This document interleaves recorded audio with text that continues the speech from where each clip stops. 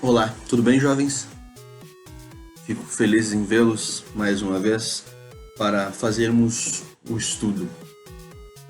Pena que não pessoalmente, mas nesses momentos onde estamos nos resguardando, estamos em período de isolamento social, é melhor que nos afastemos um pouco para depois conseguirmos nos ver e podermos jogar bola, comer uma macarronada, participar de congressos, irmos ao culto, nos abraçarmos, brincarmos, estarmos em comunhão tão bela que é a comunhão da juventude concórdia, desta paróquia tão querida e que nos une como filhos de Deus, como irmãos em Jesus. Estou com saudades de vocês, mas logo logo iremos nos ver. Vamos nos cuidar para que isso aconteça, não é verdade? Irmãos, vamos para o capítulo 7 de Apocalipse. Vamos fazer que nem da outra vez, tá? Vou passar versículos, às vezes vai ter por blocos o texto, né? O pastor vai estar acompanhando, vai estar fazendo a reflexão junto com o livro sobre Apocalipse do professor Dr. Rothman, né? Como eu já falei para vocês que o pastor acompanha, mais alguns comentários de Matthew Henry e outros comentários de alguns teólogos importantes que vão nos ajudar na reflexão deste livro tão difícil, mas que ele possa nos orientar e também possa nos trazer consolo nestas horas e nesses tempos em que vivemos. Nós saímos de umas visões complicadas do capítulo 6, né? Vocês lembram? Nós tivemos a abertura dos 6 selos. São 7 selos. O último ainda não foi aberto, mas 6 selos foram abertos. E então nós tivemos uma visão diferente, pesada, e poucas vezes nós temos uma visão do céu. Nós vamos lembrar dos capítulos anteriores, onde João foi levado pelo Espírito até os céus, e ele viu como vai ser a adoração lá no céu, né? E agora no capítulo 7 nós vamos ter uma visão diferente. Nós vamos sair da visão onde João estava lá no céu e o que estava acontecendo e vamos para a terra. O que vai acontecer na terra e assim por diante, mas de uma forma diferente. Por que diferente? Nós vamos prestando atenção no texto, nós vamos ver o cuidado maravilhoso e a preocupação incrível que Deus tem com a sua igreja. A preocupação maravilhosa que Deus tem com cada um de vocês. Comigo, com vocês, com seus pais, com todas as pessoas que Ele ama. Nós vamos perceber que Apocalipse tem esse vai e vem da trajetória de João, né? João está indo num lugar, de repente ele é arrebatado, levado para o céu, levado para outro lugar, e isso é muito interessante, né? Porque nós vamos ver a dinâmica que acontece no livro de Apocalipse. Da mesma forma que os 6 primeiros selos não tem muito a ver com o fim, lembram que eu falei no capítulo anterior que a abertura dos selos, depois nós vamos ver as trombetas em outros capítulos, ela são aberturas que vão passando pela história da igreja. Desde o início do mundo até o final do mundo vai acontecer a abertura dos selos. Como? Quando? Foi num evento histórico que aconteceu. Não se sabe. Mas nós temos a certeza que algumas coisas nós podemos ter suposições, mas não certeza. A certeza maior que o livro de Apocalipse nos traz é a certeza do conforto e do consolo. Que nós temos um Deus de amor e misericórdia que cuida de nós. Por que melhor e maior certeza que essa? Por isso que é tão importante nós estudarmos o livro de Apocalipse tendo esse viés, tendo essa perspectiva de conforto e cuidado que Deus tem por nós, né? Então vamos lá.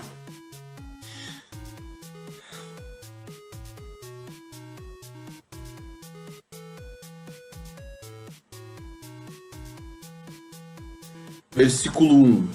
Vou ler, vocês vão acompanhar na Bíblia de vocês aí, e daí eu vou fazendo alguns comentários, né?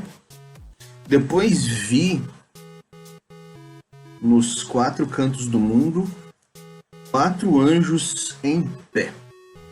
Eles estavam segurando os 4 ventos da terra, a fim de que nenhum vento soprasse sobre ela, nem sobre o mar, nem sobre nenhuma árvore. 4 anjos, um em cada canto da terra. João relata que irá acontecer na terra, e João, ao escrever, ele faz umas ideias do mundo em que ele vivia. Ou seja, ele expõe do jeito como as pessoas poderiam ver daquela época o mundo. Nós pela história, nós lembramos que só no tempo de Galileu Galilei que a Terra foi constatada que ela era redonda. Antes a Terra tinha um abismo e acabou, né? Ela tinha um jeito e acabou, né? Então, assim, João tinha uma outra visão de Terra. É como se a Terra fosse quadrada, mundo quadrado e não redondo, porque eles não tinham essa visão que nós, depois, lá em 1500, a gente vai estudar pela história em nossas escolas, com Galileu Galilei, que foi descoberto como a Terra era redonda, que a Terra era redonda.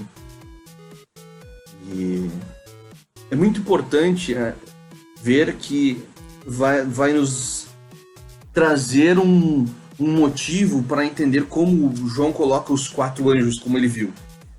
Pense num quadrado, e o anjo está aqui em cima, do outro lado e aqui embaixo. A Terra é nesse quadrado aqui que vocês estão vendo. Então, assim, João está vendo desse jeito. Nós, como eu já disse, nós sabemos que a Terra é redonda e não há constatação diferente, né? A Terra é redonda. Mas ele escreve do jeito que ele via na época. Lembrem, nós temos o contexto sempre da época, né? Podendo indicar os 4 cantos da Terra: norte, sul, leste e oeste. Mostrando nisso também que Deus controla toda a Terra. Deus tem o controle de tudo e de todos. Ou seja, nada acontece sem que Deus esteja no controle. Olha que interessante. Os 4 anjos, eles estão segurando os ventos para que não soprasse. Nem no mar, nem em uma árvore, né? Que nada acontecesse. E no versículo 2, que nós vamos ler agora, e depois no 3, olha o que acontece. Vamos lá. Então vi outro anjo, que subia do lado leste, e que tinha na mão o sinete do Deus vivo. Ele gritou com voz bem forte para os 4 anjos que tinham recebido o poder de fazer estragos na terra e no mar. O anjo disse: não façam estragos na terra, nem no mar, nem nas árvores, até que marquemos com o sinete a testa dos servos do nosso Deus. Uau! Aqui nós temos anjos espalhados norte, sul, leste e oeste. E daí nós vamos ter esse anjo que vem do leste, né, que subia do lado leste, que estava com um sinete, como se fosse algo... Sinete é algo que serve para marcar algo. Aqui no sentido, alguém. E ele falou assim com uma força bem forte para os 4 anjos. Então, assim, tinha os 4 anjos que estavam na ponta, né? Aqui em cima, embaixo, desse lado e do outro. Do quadrado, né? Da terra em si. Os 4 pontos cardeais. E o anjo veio do leste e falou para os 4 anjos. Imagina ele no centro e falou assim, ó: calma, ainda não comece a destruição, enquanto a gente não marcar os filhos de Deus. Nada atrapalha os planos de Deus, nada pode interromper os planos de Deus. E aqui os planos de Deus, qual que é o plano maior de Deus descrito pela palavra de Deus? Que todos sejam salvos. Deus quer salvar a todos, Deus ama a todos, Deus criou a todo mundo. Deus não se alegra na morte do pecador, diz a palavra de Deus. Ou seja, então assim, Deus quer selar, Deus quer marcar os filhos dele como seus. E nós sabemos que também pela palavra nós somos marcados no batismo.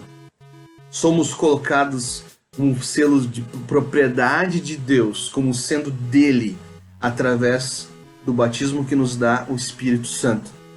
Mas isso tudo acontece somente quando somos comprados por Deus. Somos comprados por Deus porque éramos escravos do pecado, do diabo e das coisas ruins, e agora somos filhos de Deus. Não somos mais escravos, e sim filhos, herdeiros do Pai eterno. Ou seja, através do que Deus fez por nós, em Jesus, nós temos um lugar reservado no céu. Através de Jesus, nós somos marcados com o sangue de Jesus, que nos remiu com o selo de Deus. Queridos, é muito bonito isso. Nós temos a certeza que nós somos marcados com Jesus, por Jesus. Lembrem que quando se batiza uma criança, um adulto, o pastor, o sacerdote fala assim, com este sinal. Ele faz o sinal da cruz na testa, na fronte e no peito. Vocês são filhos de Deus. Ou seja, no nosso entendimento e no nosso coração, Jesus é colocado. A fé é o sinal. Não é qualquer fé. É importante nós lembrarmos. É a fé no Filho de Deus. A fé em Jesus que salva. Apenas essa fé. E a partir disso, nós temos a certeza da salvação.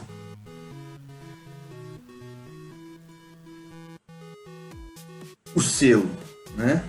Como eu já disse, aqui é um sinal de possessão, mas uma possessão que Deus tem em nós.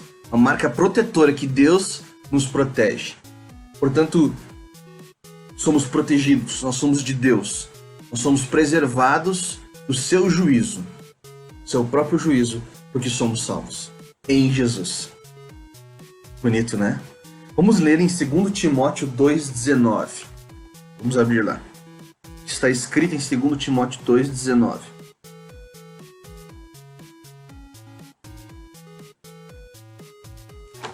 Dois, 19.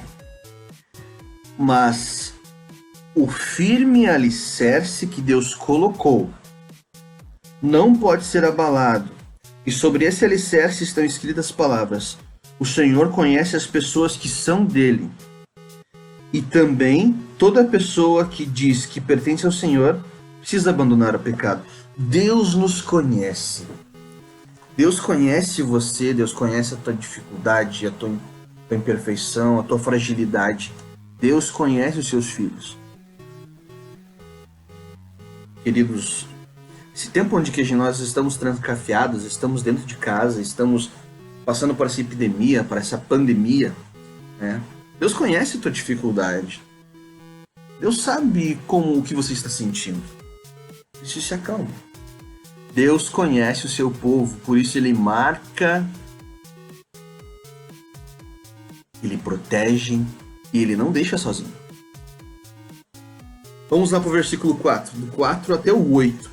Vamos dar um salto, do 4 até o 8. Aí me foi dito: o número dos que foram marcados eram 144 mil. Eles pertenciam a todas as tribos do povo de Israel. 12 mil de cada tribo, de Judá, Ruben, Gade, Azer, Naftali, Manassés, Simeão, Levi, Issacar, Zebulon, José e Benjamim. E foi dito os que foram marcados. Aqui nós temos muitas especulações com esse número. Tem igrejas, tem seitas que vão colocar esse número como só esses 144 que vão entrar no céu. Se fossem só esses 144 mil pessoas que entrar no céu, queridos, nós já estávamos fora, tá? Nós não podemos pensar desta forma. Ah, não, é só ali esse número, não tem mais como entrar no céu. Então, se é por isso o que Jesus fez e falou que ia morrer pelo mundo, está incoerente. Lembram que o Apocalipse é um livro simbólico. É um livro que tem algumas simbologias até nos números. Aqui João vai vir a igreja. Como assim a igreja? O que é 12? 12 mais 12, 12 vezes 12. Aqui nós vamos fazer uma conta de matemática. 12 vezes 12 é 144. Por isso 144 mil. 12 tribos de Israel, Antigo Testamento, e 12 apóstolos. Ou seja, firmando a igreja que está no Antigo e no Novo Testamento, desde o início até o final do mundo. Aquelas pessoas que têm fé em Jesus, esses estão nos 144 mil. Isso é apenas um número simbólico, mas que representa a totalidade de todas as pessoas que têm a fé em Jesus. João vê aqui aqueles que estão selados, pertencendo ao Cordeiro que foi o vencedor e que é o vencedor. Aqui, pelo que o texto nos conduz, o fim do mundo deve esperar até que os membros da igreja sejam selados para começar o fim propriamente dito. Ou seja, todos aqueles que vão ser salvos precisam ser selados. Quem vai ser salvo? Tem fé, aqueles que têm fé em Cristo Jesus. Como eu já disse, João vê 144 mil. Temos essa simbologia. Mas isso é apenas uma simbologia do Antigo e do Novo Testamento. Daí é claro que além do 144, que é 12 vezes 12, nós temos uma totalidade, que é 10. Lembrem que 10 é a totalidade de Deus, né? A totalidade de tudo, né? Então, essa totalidade ela é triplicada. Vezes 1000, 10 vezes 10 vezes 10 vezes 1000. Trindade, triplicado, trindade. Totalidade de muitas coisas. Finalizando em 144 mil. Esse número ele não tem uma definição numérica, isso é de Deus. Matematicamente nós não podemos entender. Nós entendemos isso com a nossa fé que nós cremos. Como já disse, tem algumas religiões, algumas seitas que tem esse número assim, ó, é só esses que vão para o céu.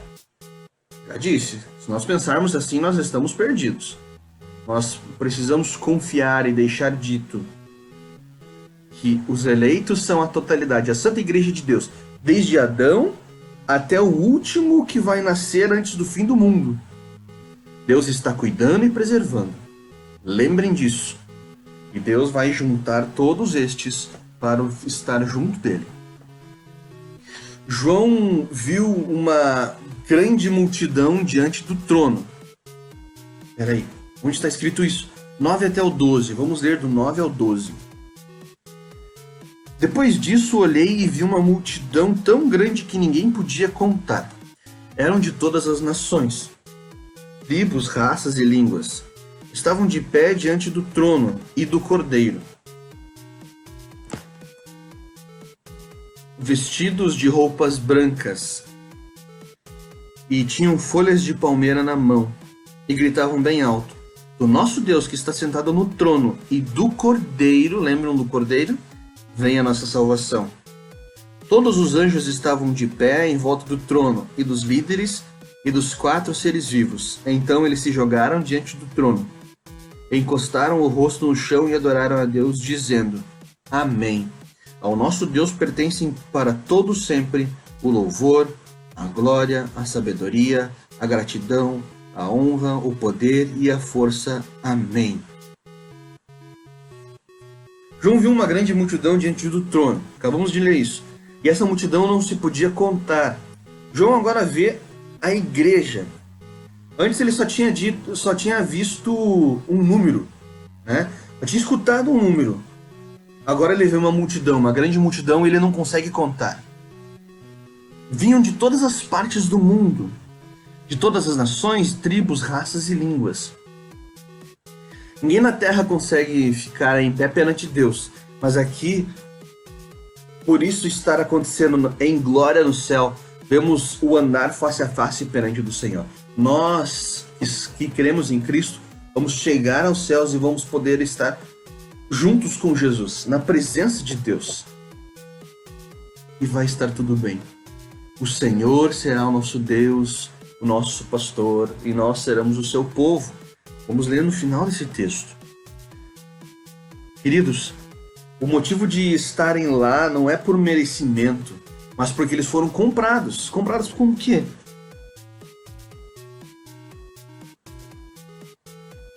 Lembrem, nós fomos comprados e vestidos. Aqui novamente aparece o mesmo termo de 6:11.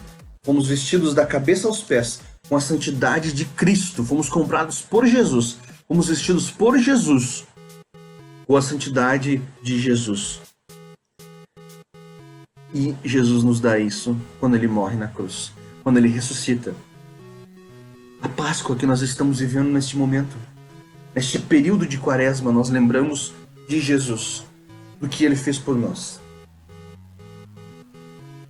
As folhas de palmeira lembram quando Jesus entrou em Jerusalém, né? Indicam salvação, saudando aquele que nos salvou. Agora dizendo, acabou, estamos definitivamente salvos.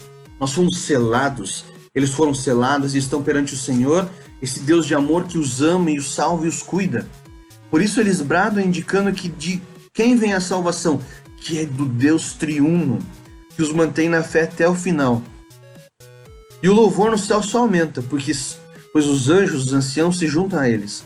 E dizem e confirmam que a salvação vem do Deus eterno, do Cordeiro que estava no trono. Olha que interessante. Quantos atributos? Sempre o louvor, a glória, a sabedoria, a gratidão, a honra, o poder e a força. 7. Número de Deus. 4 mais 3. 7. A perfeição, a totalidade de Deus. Tudo é graça e amor. Esse é o nosso Deus, o único que merece louvor e honra e glória. Somente Jesus, somente o nosso Deus. E agora, nos encaminhando para o final, vamos ler do 13 ao 17. Um dos líderes me perguntou: quem são esses que estão vestidos de branco? De onde foi que vieram? Eu não sei, o Senhor sabe, respondi. Então ele me disse: estes são os que atravessaram sãos e salvos a grande perseguição. São as pessoas que lavaram as suas roupas no sangue do Cordeiro, e elas ficaram brancas. É por isso que essas pessoas estão de pé diante do trono de Deus e o servem de dia e de noite no seu templo. E aquele que está sentado no trono as protegerá com a sua presença. Elas nunca mais terão fome e sede, nem o sol, nem qualquer outro calor forte as castigará. Pois o Cordeiro que está no meio do trono será o pastor destas pessoas, e as guiará para as fontes das águas da vida, e Deus enxugará todas as lágrimas dos olhos dela. Será o pastor dessas pessoas. Temos alguém que cuida de nós, queridos jovens. E aí foi perguntado a João, no início, quem era que estavam de branco? E o João responde a ele: são os que são salvos, os que passaram pela grande perseguição. Irmãos, Jesus disse que nós iríamos sofrer, mas não era para nos preocuparmos, porque Jesus venceu o mundo. Jesus está conosco e não nos deixa sozinhos. João queria a resposta de alguém com mais autoridade dele, aqui o ancião. E a resposta vem de um representante da palavra de Deus, da própria palavra de Deus. Para João ficar: uau! A igreja vai ser salva. A igreja vai ser cuidada. Nós vamos ser cuidados. A grande perseguição, como eu já comentei com vocês, são as coisas ruins, os problemas, os sofrimentos que os anciãos passaram durante a vida e que nós podemos estar passando. As dificuldades que nós podemos estar passando, esse vírus que está acontecendo e que pode acontecer outras coisas junto de nós. Isso mostra mais uma vez como a teologia da prosperidade, a teologia da glória estão erradas e caem por terra.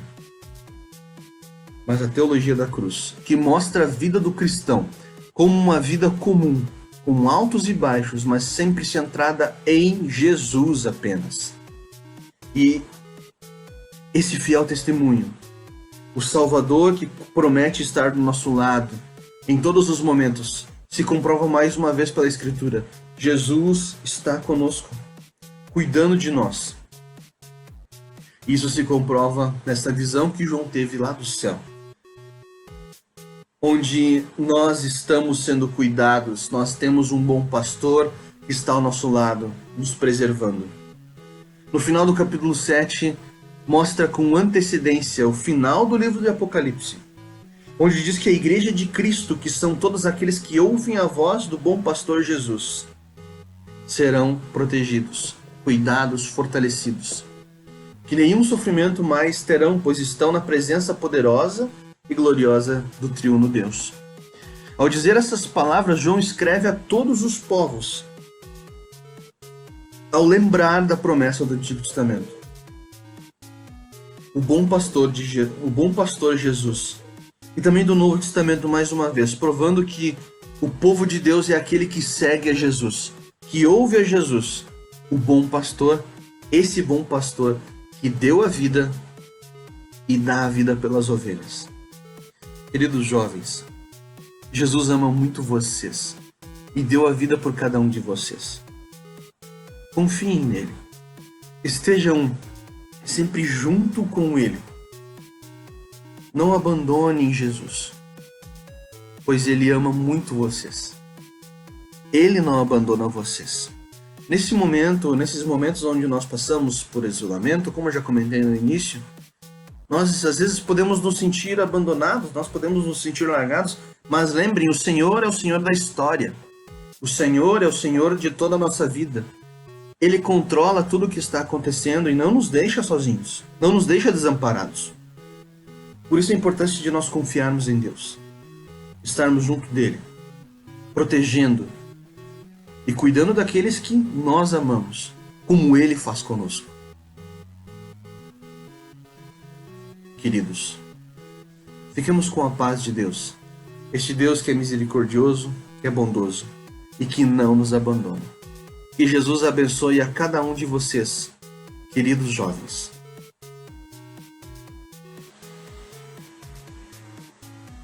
Vamos cantar o hino da juventude e fazer uma pequena oração para encerrarmos. Cantem comigo aí na casa de vocês.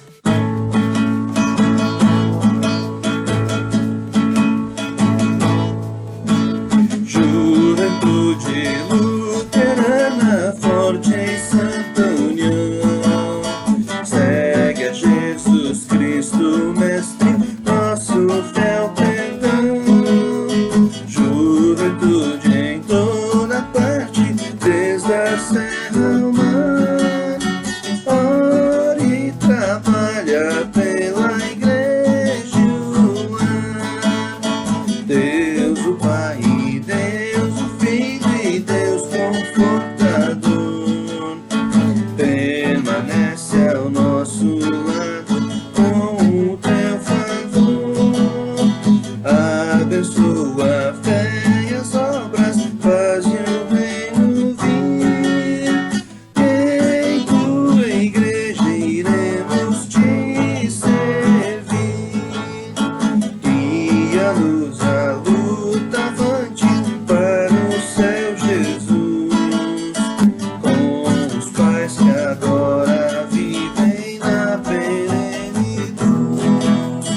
Ó, nos guarde em teu caminho, firmes e leais, para alcançarmos glórias celestiais.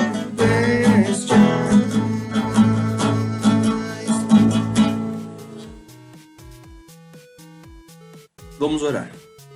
Querido Jesus, esteja junto de nós, nos abençoando e nos guardando.